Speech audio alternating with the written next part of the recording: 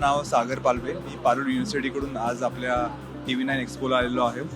So हा expo करण्यामागचा हेतू आणि TV9नी एक मदत करायचा हेतू हा होता आपल्याला, की आपल्याकडे येणारे महाराष्ट्रातून मुलं हे फार आहेत आणि प्रत्येक मुलाला फोनवर किंवा भेटून यामधले डिफरन्स जो आहे तो काउन्सिलिंगचा त्यांना एक मेन कळणं हे फार महत्त्वाचं होतं.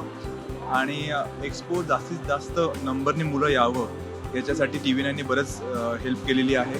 आणि त्याच्यामुळे शनिवारी आणि रविवारी असे 2 दिवस आपला इव्हेंट होता आणि एक चांगला प्रतिसाद मुलांकडून आणि पॅरेंट्सकडून होता.